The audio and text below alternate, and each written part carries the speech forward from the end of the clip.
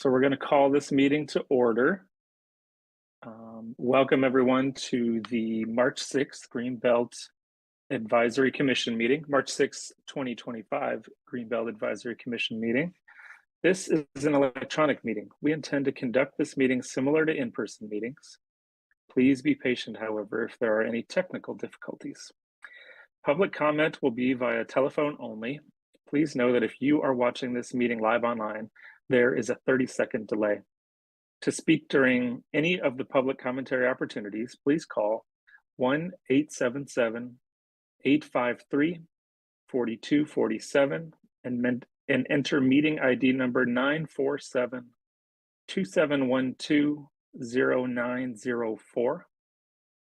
This information is also available on the public agenda in the public notes section of the city website and on the broadcast of this meeting, CTN channel 16, AT&T channel 99, and online at a2gov.org/watchctn. Please note, if you do call in for public comment, you must enter *6 to unmute yourself. Okay, and then with that, we do a roll call. So when I call your name, please say, obviously state you're here, obviously, and where you are dialing in or zooming in from. As Rosie mentioned, we do have a few absences we were aware of ahead of time, but we do have enough, we believe, for a quorum. So first person to call would be Chairperson Riggs, who we know is absent today. I'm Vice Chair Jason Boggs, attending from my own home in Ann Arbor. Next up, we have Commissioner Armstrong. I'm here attending from my home in Ann Arbor. Oh, look at you, you're back in Ann Arbor. Yeah. Okay. Commissioner Bloomer. I'm here from my home in Traverse City. Okay. Commissioner Buzzard, I believe, is not here yet. Commissioner Johnson, we knew would be absent. Commissioner Laramie. Here from Ypsilanti. Okay. Councilperson Malik.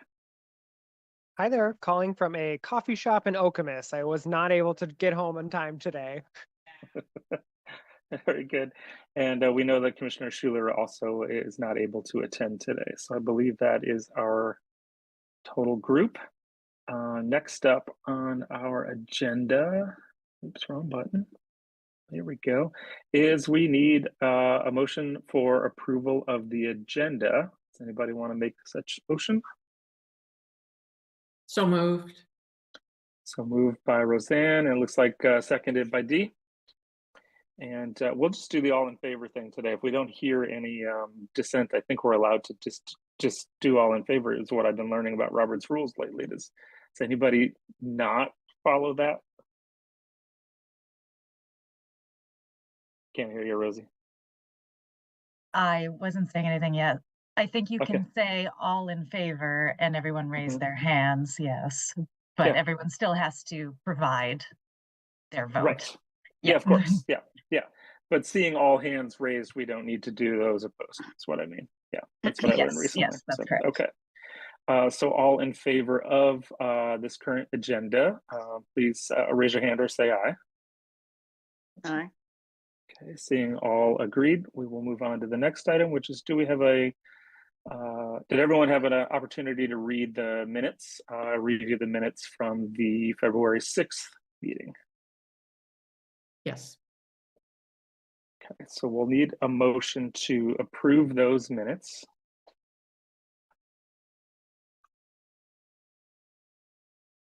So move. So moved by Dee and a second by Seconded. Person Malik.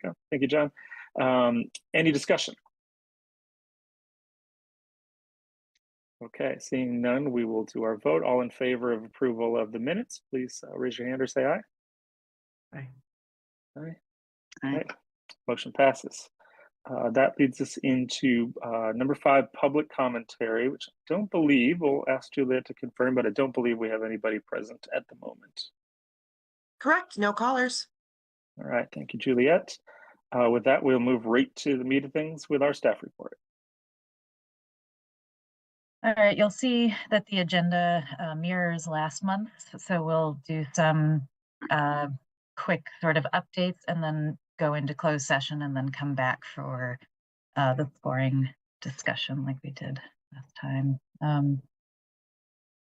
So what have we got? So that is today.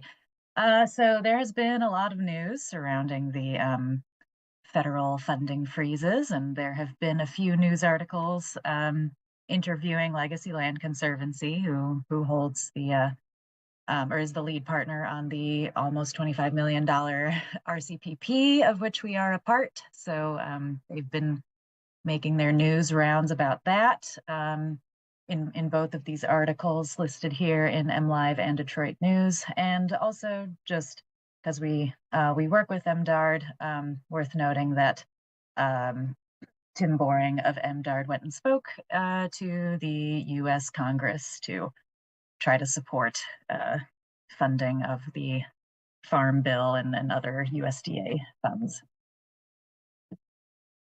So that's our Michigan people going up to Washington. And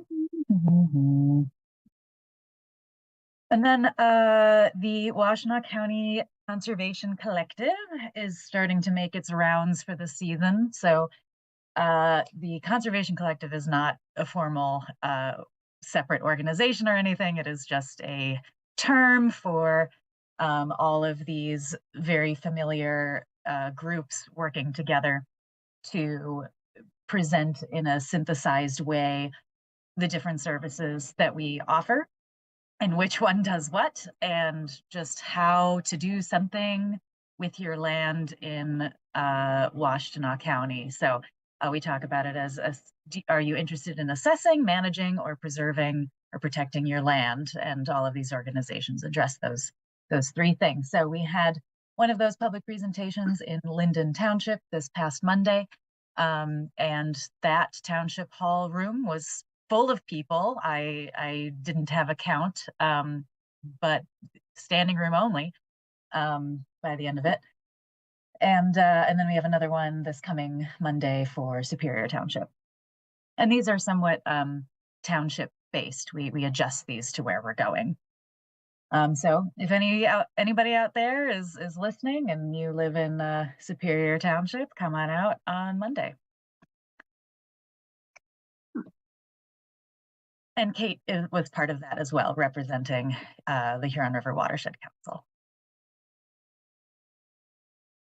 All right, those are my little updates. I'm going to move on to open session budget. So we don't have a ton approved by City Council at this moment, but we do have an updated fund balance where I didn't update the date, but now that fund balance is as of 12/31/2024, not 9/30. So what was there before was about 5,800,000. So with that updated fund balance, it's actually 5,400,000. So not a huge difference. So that's really great. So Heller, from last month, if you recall, there was also Divine and DeForest Salem still sitting up here because they closed prior to or after the fund balance of September 30th. But now we have the fund balance of 12/34, which takes those closed projects into account. But Heller closed in January, so we still have to take that into account when calculating our final available amount. And I have not received an update on the Fletcher project. And all of the other ones that GAC approved in closed session, I hope to take to City Council in April. So eventually in May, you'll see those on the open session budget. Any questions here?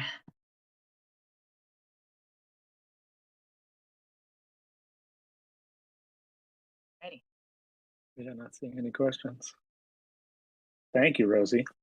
I believe that will take us to the next item, which is closed session to discuss a few things. And I believe we have to have a motion for that and a roll call, as I recall, correct? Okay, does anyone want to make a motion to head to closed session? I move we go to closed session. Thank you, Roseanne. Can I get a second? Seconded. John, excellent. Okay. All in favor?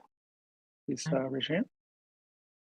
Okay, looks like that motion will carry, so we will head that way.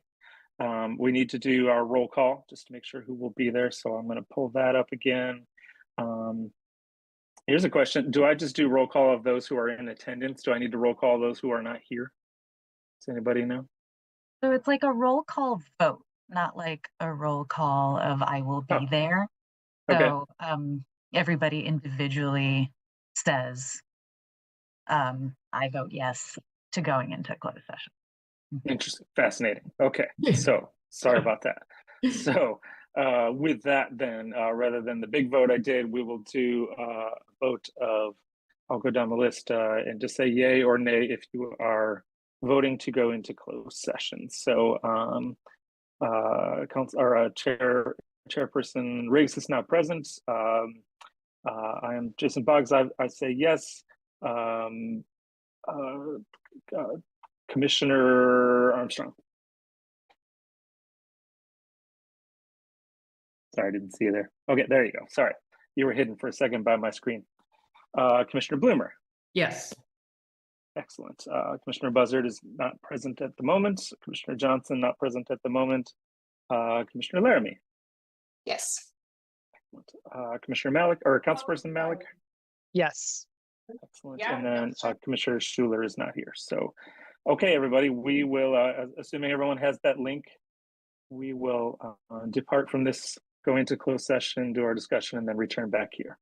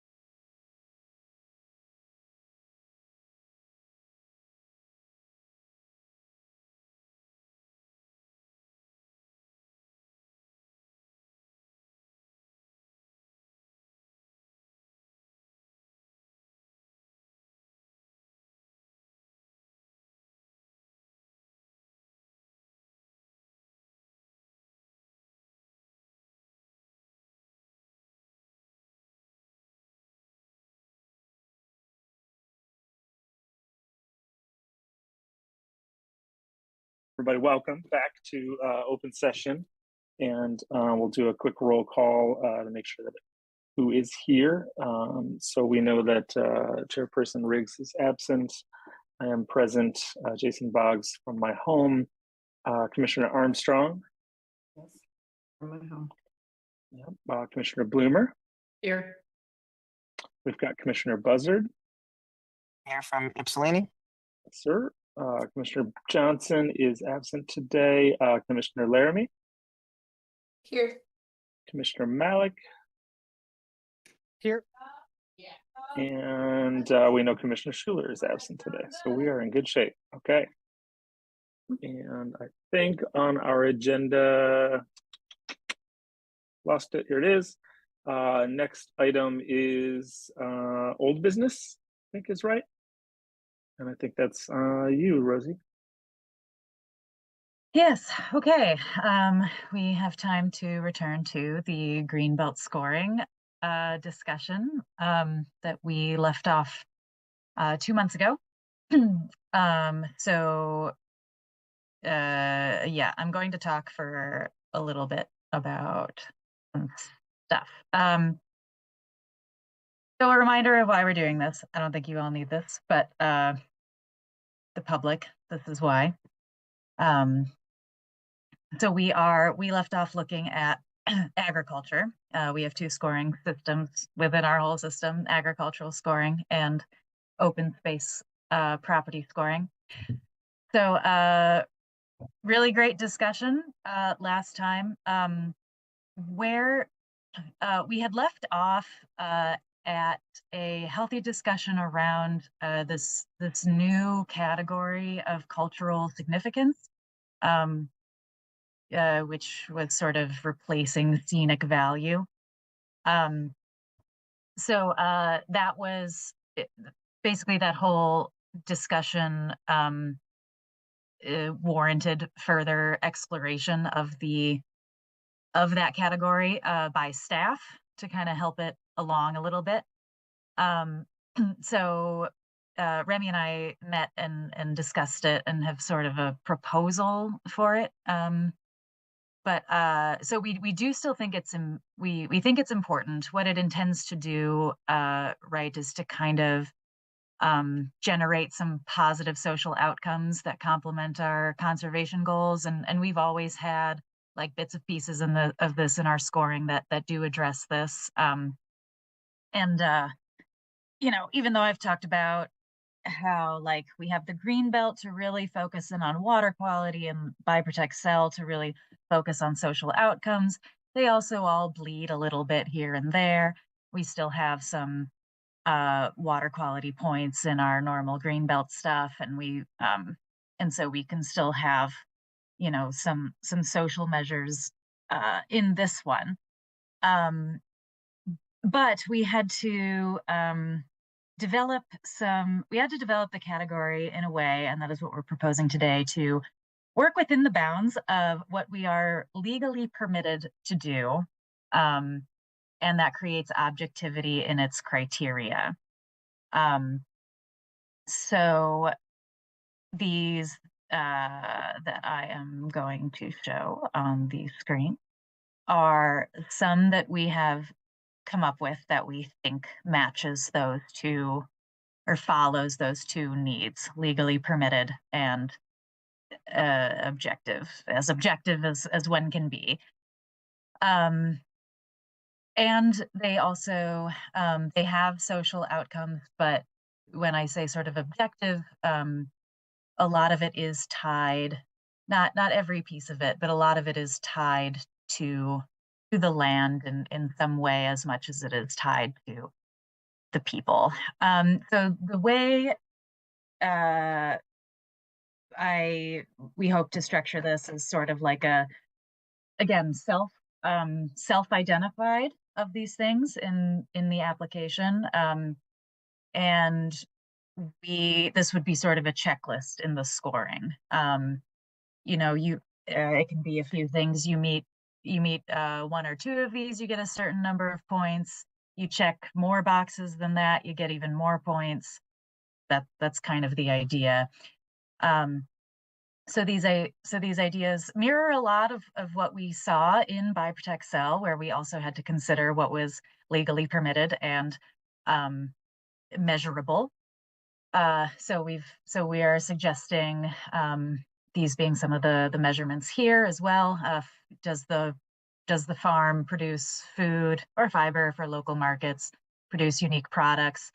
And then a little bit more about sort of the property arrangement potentially, so like incubates new and beginning farmers, or the property or the deal will likely increase affordable land access opportunities. If you recall, that one property we declined to participate in last month, that was small, and we were discussing that even though it was small, it was not arranged in a way to promote affordable land access opportunities. So that's kind of that conversation. That's how I'm thinking about that, as well as perhaps the deal is part of an affordable land access transfer or a land succession plan. Right, Remy and I and other land protection staff have done plenty of deals where there are two families or there are two parties involved in the conservation easement, and it's under a land contract, and the easement is part of the payment off of the land contract and part of the transition or the transfer of the land to a younger farming individual or family. So those are things that are socially important about what we do here. And then we can, have a point for if it's a centennial farm or sesquicentennial farm. And then we've just kind of got anomalous, which could be kind of like my original thought of culturally significant when I first proposed it to you, which was like, there's something like incredibly historic, or what Remy's nice example of anomalous is there was a skeleton of a mammoth found on the property, like, something again self-identified. That's really cool. Except we would need it to be measurable, which I'm going to demand that I see the mammoth skeleton if that becomes part of Absolutely. That can be our maybe first site Jack visit. also needs to visit and confirm it's a mammoth skeleton. Because we have the expertise for Right. for that. So I hope this makes sense and is a sensitive response and appropriate to what we are hoping to do. And this would be my new proposal for that, how to score that category.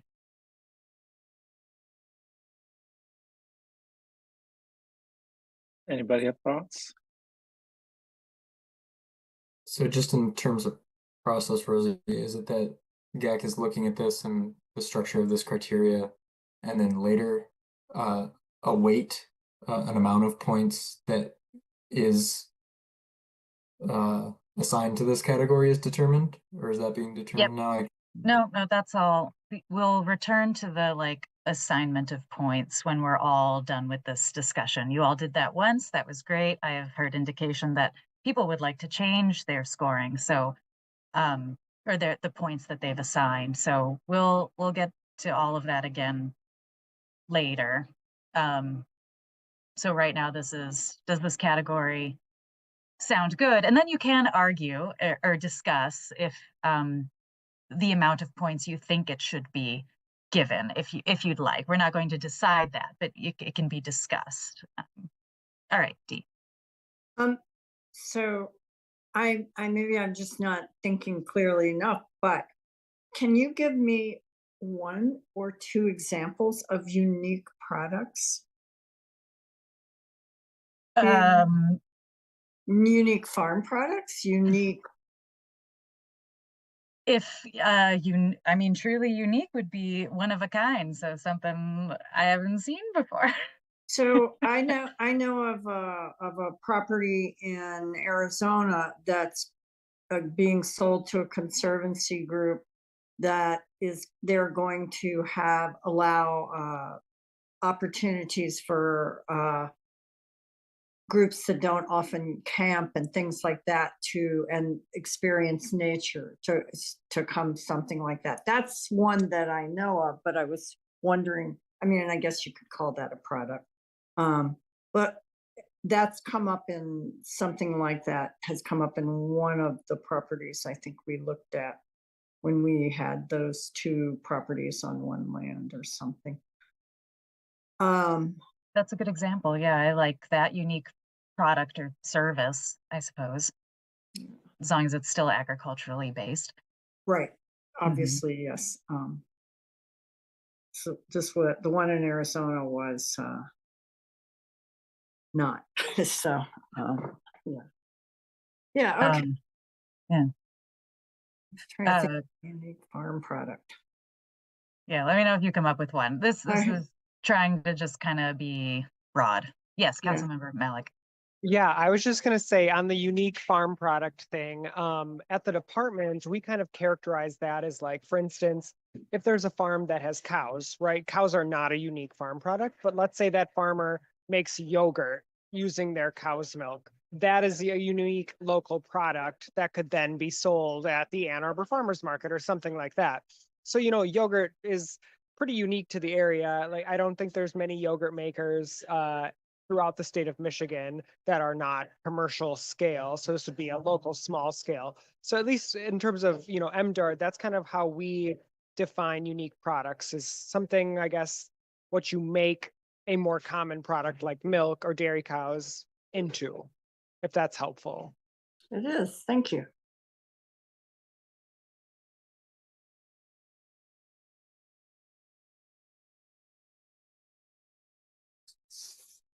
And we can drill down on these to some extent, or in the application, and for you all as background guidance, provide more rigid definitions so that you're aware of why we are not assigning points. But yeah, for discussion as broad categories, I think this is a good list. Anomalous, I think, could encapsulate. I understand, Dee, that you were qualifying the outcome in Arizona as a product. I would actually lump it under anomalous, but it makes me want to revise the term that we're using for that bucket to capture. It's not quite anomalous. Other properties throughout the United States do that, serve that function, but it's rare. It's not an incredibly common activity or effort. So not quite an anomaly, but also yeah, maybe that bucket's terminology has shifted a bit. Yeah, I see us massaging this a little bit, adding one, combining something, providing more thorough definitions, but we wanted to show this is the kind of stuff that this category can be.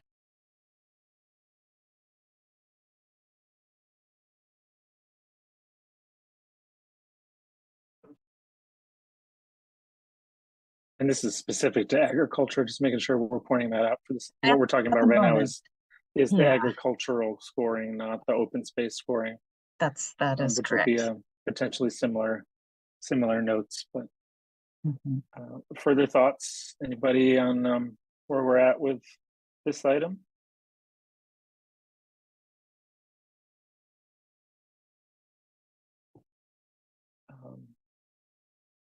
I suppose we have the opportunity to come back to this should somebody have an aha moment, or certainly when we're coming back to the presentation from you, Rosie, about scoring itself, what the assignment of weight. But I would say if we can move things into open space, I think that was also one of the goals for today. Is that correct? Yes, though I wanted to, if we move into open space, that would be the conclusion of the agricultural scoring discussion. So I did want to, I couldn't remember if we had gotten to every single category or not. So I did just want to, put that out there again, if anybody had had any thoughts over the last two months about anything we had discussed already or anything we hadn't in this. So this was this spreadsheet was everybody's scoring points that they assigned to these different to these new categories for the agricultural scoring. And the process we were going through, the way we were discussing these, which I would have us do again for open space, is just kind of taking this in, seeing where there's a lot of difference, and in terms of someone scoring a 0 versus a 25, and offering your thoughts about why you, if you want to out yourself, why you felt very strongly about. So we were just discussing this one. So yeah, I think we all had different ideas of what this was going to be. Maybe there's a little more clarity now. So I invite you to go home and rethink that one. But so has anybody pondered any of this in the last 2 months, or seeing it again, any fresh things come to mind?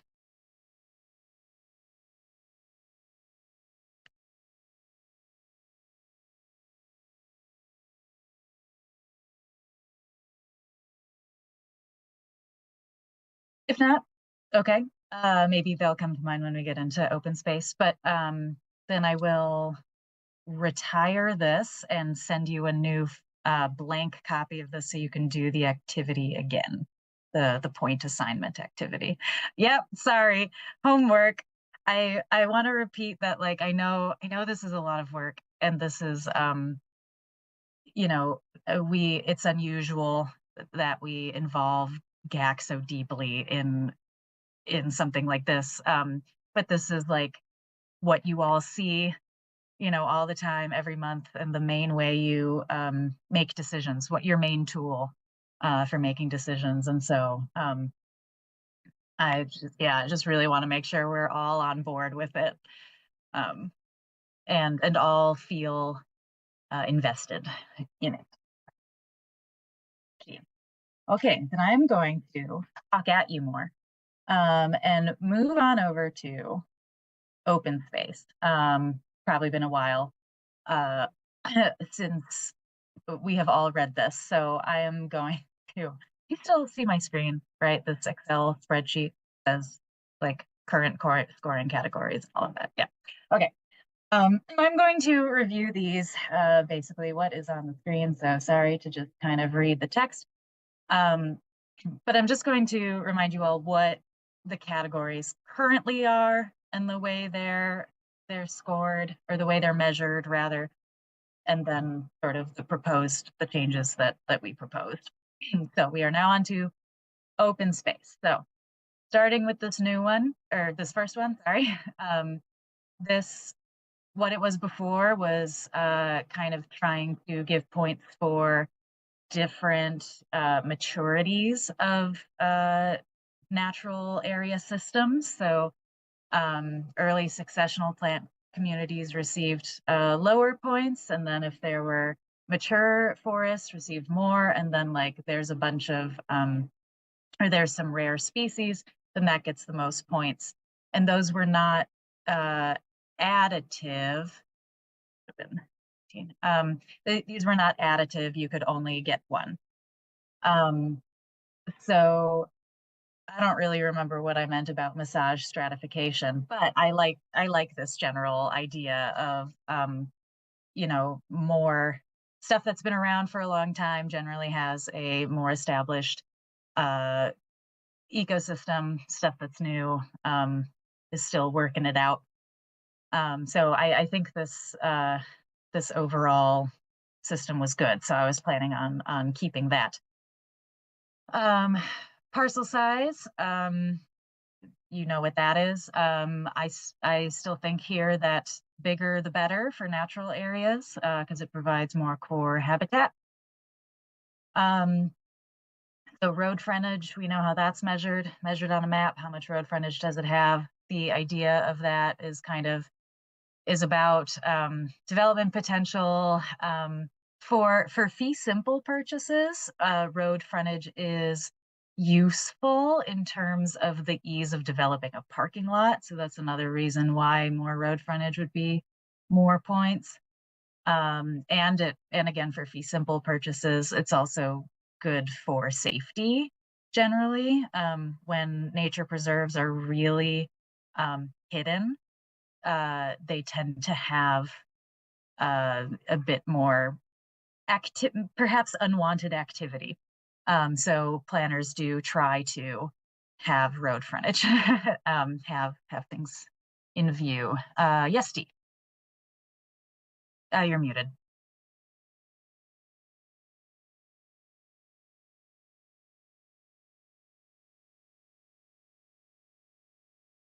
Now I'm back. Yep. The thing about road frontage, and I'm just, you know, you and I had a discussion about, I could say anything, so I will. Yes, yes. You know, that's also an edge. Yep. And so I would want to point that out on particularly on open space things. Yeah, it's a great view shed and everybody should be allowed to look at it, but gee, that's an edge. And edges sometimes are good because more species could use, Right. It'll be a different habitat than the interior, but just saying. So I think it's hard to. Yeah, no, Each that's very property, true. yeah. And more fragmentation as Yes, well. Yeah. That's an excellent point. You know, I think the ideal property is probably very large, so has all of the core habitat that you need, and then also has good road frontage because Sure. it's large. Yeah. But yeah, it's things we trade off in these decisions. So yeah, more road is more edge, could have negative effects. So I'm saying still keep that, but maybe others feel different. Or maybe that affects, like you see here, road frontage in agriculture in the original point scoring is a much higher percentage of points. And here GAC originally had it a much lower percentage of points. So that's how you can also convey your opinion. Okay, wetlands, what was there before? Does it have wetlands? And I think it was stratified by number as well, like more wetlands. There was some more wetlands was more points, not just does it have a little bit of wetland, you get full points. So I'm maybe controversially saying we should drop this one. Kind of thinking about that whole conversation of we have another thing for water and we have several water related things here. And to me, calling out wetlands suggests that they're more important, that they're the most important vegetation community type to protect. When I maybe don't actually think that, when I would argue remnant prairies or something would be more important. That's how I'm seeing this. Do you have a comment, Remy? I'm on team wetlands all day, so that's a spicy take on our fair, yeah. So what did I look forward to discussion.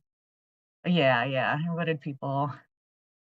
Oh yeah. Oh dude. Oh, I just left it out. Oh, I was mean.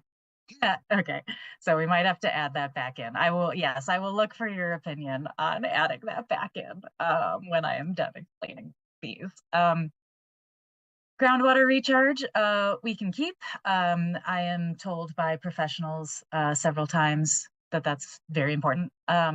However, it is currently measured with something that neither Remy and I understand or know where it came from. There are a lot of different ways of measuring groundwater recharge. So I propose to match that measurement to the way groundwater recharge is assessed in the blue belt, which I did decide on a layer for that, and it's section based. Okay, natural features. So obviously very important. This is talking about presence of lots of natural features. So the current measurement is, it's like you get a point for each one of these that exist: a stream corridor, a woodlot, a rare species, or the property is enrolled in an eligible conservation program. So in general, that's fine. I think we can do maybe a little bit better. So the way the county's technical advisory committee reviews properties, which is the process through which we get a lot of our open space applications, is they note down every single vegetation community that's on the property.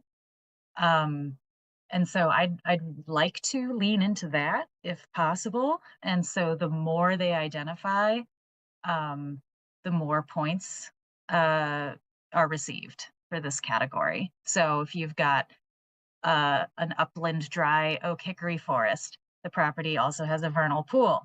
The property has like grassland as well. Well, that's very rare, but then it has Maple Beach elsewhere on the property, like stuff like that. The more diverse, the merrier, not just woodlot.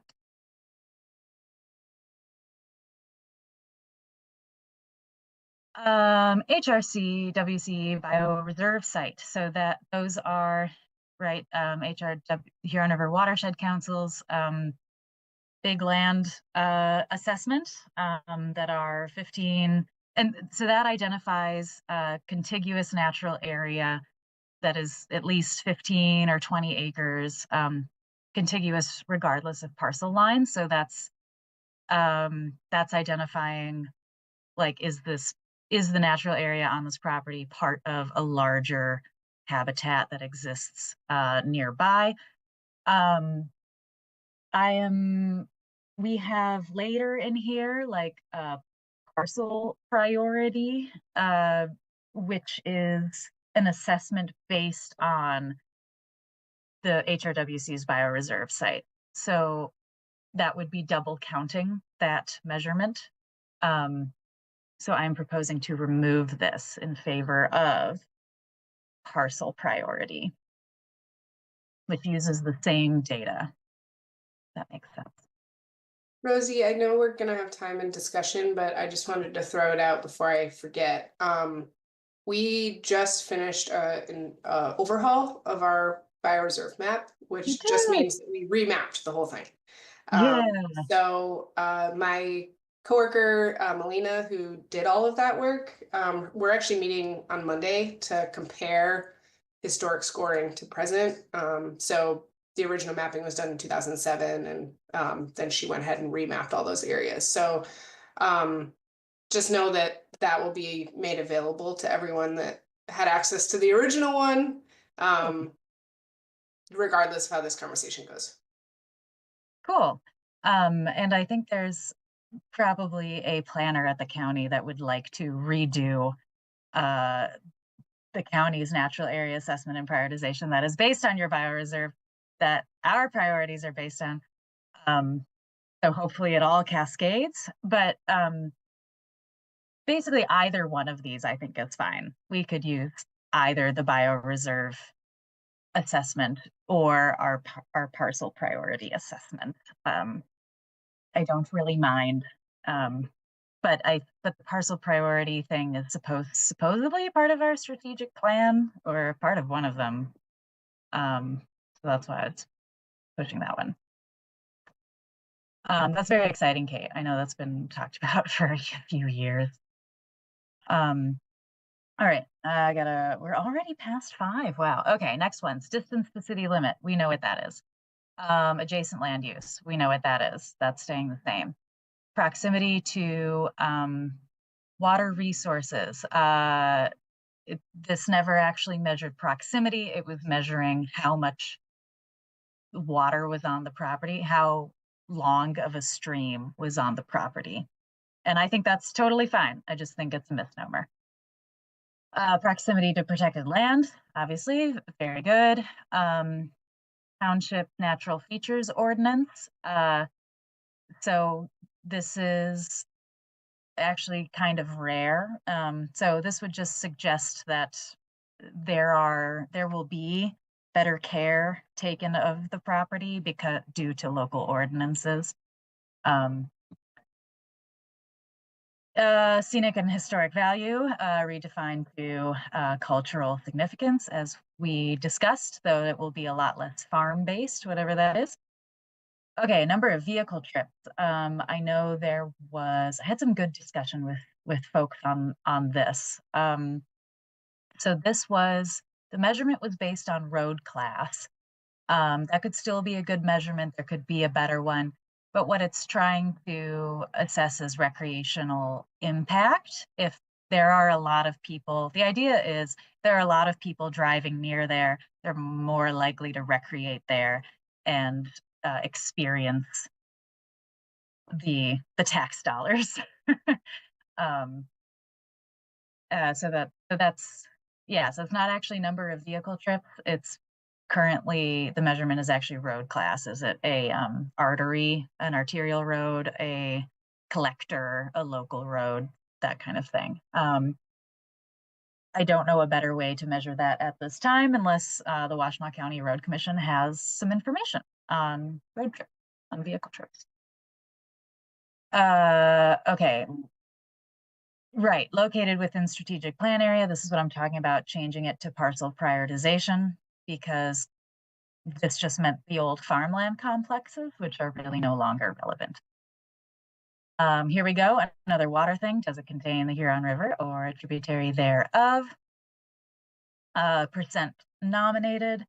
So just like the ag section, right, this was talking about a property owner owns 100 acres, like that is the tax parcel, 100 acres. They're only nominating 80% of it, and leaving the rest of it off for development or who knows what.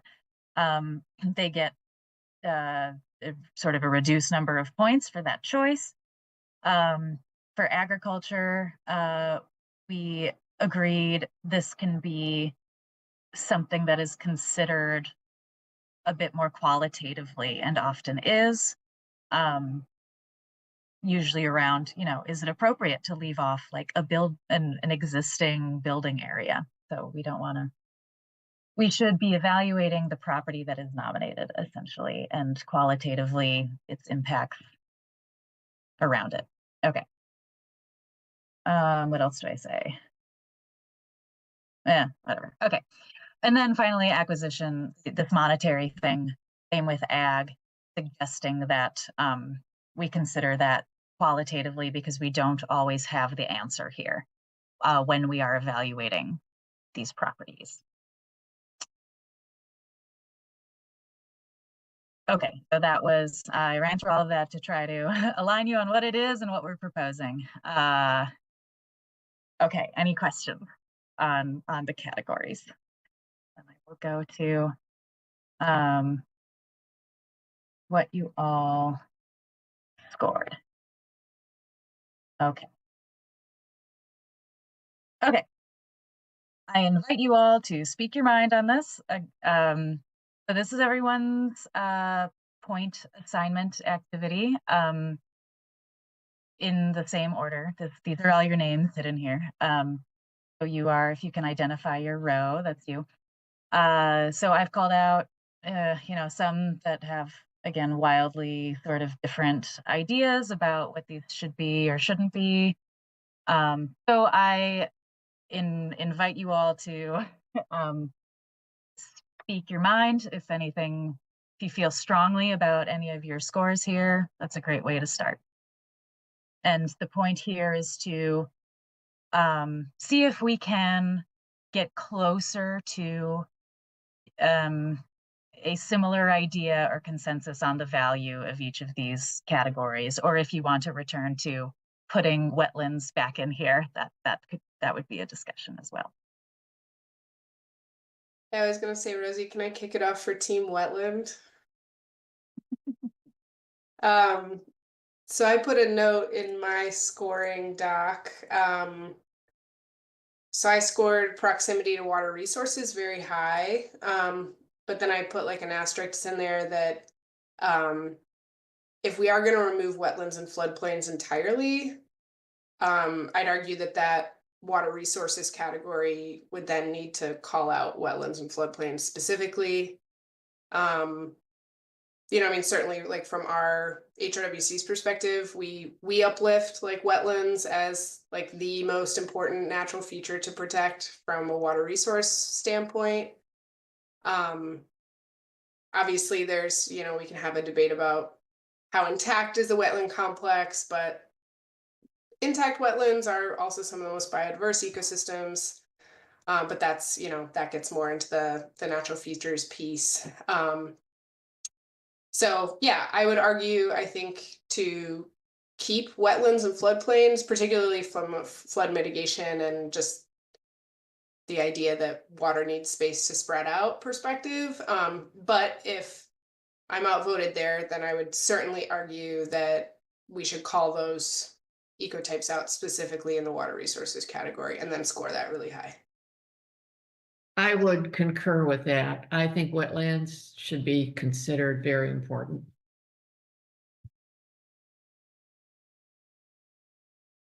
Okay, concur with adding wetlands back in or sort of combining it within this water resources idea? I think it should be added back in. Okay. 2 votes for wetlands back in. Looks like Dee wants to say something too. Yeah, but you're not gonna like it because it's just more controversy. But, you know, there are multiple places where wetlands or water in some form is considered.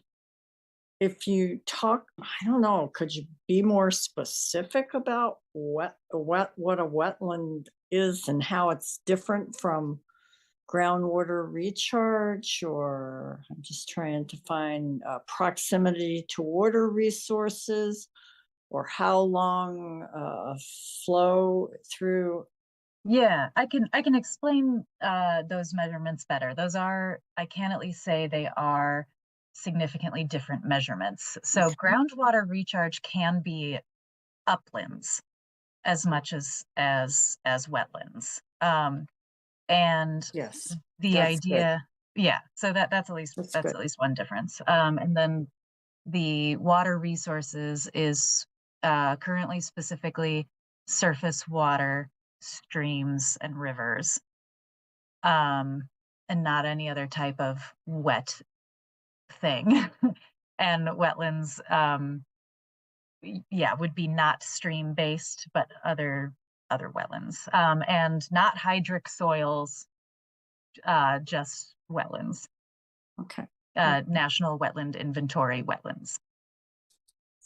And is there any other type of wetland that in all that you've spoken about and pointed out that it is going to be included or not included that you haven't spoken about? I'm just trying to think if there is anything that. If there were wetlands that weren't identified by the National Wetland Inventory, because they didn't get everything sometimes, or there are very small wetlands on a property, sometimes microhabitat wetlands, those could be picked up in, assuming a lot here, NATAC's site visit of the property, the Washtenaw County's site visit, and then that would be included in that other category, natural features. Okay, yeah, and I guess a lot often could, it could depend on what happens adjacent, but that can be covered in other things as well. Okay, I'm just playing around. Yeah, no, yes, I am so grateful. Remy? Oh, no, okay.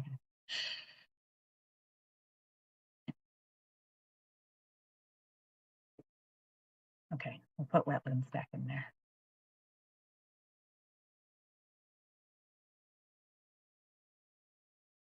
In terms of sort of the structure of our conversations here, and also watching our time a little bit too, to make sure everybody's in line with that, are we planning to kind of go left to right and go category to category, or are we kind of really focusing on anything that pops out initially in this conversation slash I would almost think the items that have the greatest range are the ones that probably require the most conversation, because there's the greatest range between priorities on commissioner input. But what is our sort of structure to our conversation here? Obviously, we're not going to get all of this resolved today in terms of feedback, but what's our best way to use our time today? Yeah, I think 2 months ago, I tried to start it going left to right. And then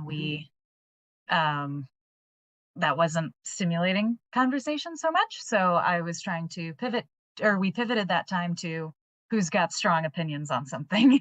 So that's how this was being guided today. So thank you, Kate and Dee, for your strong Yeah, that's great. opinion. Yeah. And Roseanne.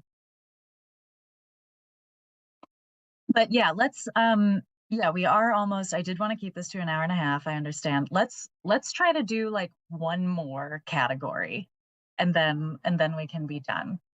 So has anybody got one they want to focus on? I think I Yes. do. And I don't know which category it belongs to. It may be the road frontage one. It was really interesting to hear your input today, or your explanation about why road frontage is considered valuable. I had never understood that before in terms of safety, in terms of keeping riffraff out from, sort of edging onto the borders, things like that, exposure and stuff. I've always had the question in my own mind of, is there a requirement, or is there really that much value in emphasizing the human usage of preserved open space, or is really the other things, its other purposes, what we should be focusing so much on? I actually really appreciated your input that I can't just make it a 0 on road frontage, but I still don't personally find that much value as I look at the other things in terms of their value. But I think that's fair to put out there for conversation, is because this is taxpayer funded, and what really is the responsibility to make it somewhere where you could hike, or that you could see it, or that you could in some way or another recreate and interact with the parcels that we consider, versus just their intrinsic value for what they could do for groundwater recharge or floodplain management or whatever it may be. So I'm definitely not the expert on this. I so appreciate the rest of the people who are on this who can provide better feedback on those things. Or maybe not. Maybe everybody just says, look, it's all fine and it doesn't matter. I don't know. Yeah, Jason, I appreciate you bringing that up, because I had a different reaction, which was I had never thought of road frontage from the perspective of more road frontage equals more points because there's more potential development pressure. So everything you just said, I agree with. And then Dee's point earlier about edge effects was the first thing on my mind. But now I'm feeling a little conflicted, because I hadn't thought before really about, particularly when we're thinking about riparian parcels. So, adjacencies to the river, tributaries, and also lakes. Like, those are often areas that have high development pressure and potentially have a lot of road frontage if the parcels are like long and narrow. That's not evidence there. That's just like me imagining a situation that I think may be true. But so anyway, just throwing that out there too. I'm also kind of struggling to reconcile that one, because otherwise I think that I did score road frontage very low. But from a protection standpoint, like what are the parcels that could be developed and are facing the most pressure? Then I think I would weight it more towards, if they score very high for all of these other things and they have a lot of road frontage, then certainly they would be kicked into a higher category. But anyway, so that's just something I'm grappling with. So it sounds as if there's an acknowledgement that the recreation potential can be separate from the other indicators that road frontage captures, but maybe recreation needs to be extracted explicitly because this scoring system of open space is scoring a parcel that is both up for consideration as a conservation easement acquisition or up for acquisition as a fee simple project to create a public nature preserve. And so if we're trying to encapsulate the benefits of both potential acquisitions in one scoring system, maybe recreation needs to be explicitly called out as a category, where if it's a conservation easement property with limited recreation public access potential, it scores lower. If it's going to be as you saw in the Maisel acquisition, a 220 acre public nature preserve that adds to a really incredible opportunity just north of Ann Arbor for recreation, it scores higher. But road frontage would not have captured that opportunity, nor would any of the other categories. They wouldn't, except for maybe how we turn significant cultural value into another objectively measurable category. Maybe recreation is embedded within that, or it's still a separate category still. I like that thought, Remy. I like that thought too. I was thinking that the conversations that we're having around the recreation value for the park doesn't really fit. Like it doesn't really fit like that in the open or in the frontage or any other piece.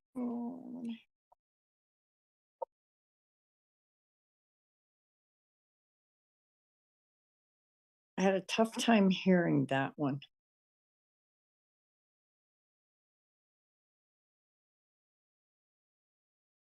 I think he was agreeing. Yep. Okay. Sorry, Okay. I'm just agreeing with Remy. Okay. All right. Cut to the Um, chase. Yes. Okay, so that works. So, and a number of vehicle trips, I think, was trying to get at recreation potential too, as just like a very specific measurable proxy. Um, so maybe there has to be a category, yeah, of recreation potential, and it takes into account a couple of the things mentioned here. I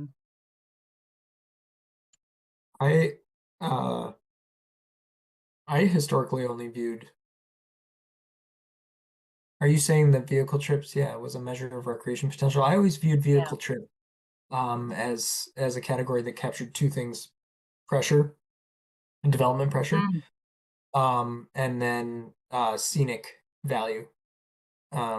For really long stretches of open space with road frontage on high vehicle trip roads meant people passing vistas to and from. That was actually I never considered it as a recreation measure, but I appreciate that and I'm open to that discussion. But yeah, it had measured something else when I had heard it before. Oh yeah, no, that makes sense too. I think I took that definition from GAC's scoring committee definition of it. That seems like a really reasonable place to take a definition from.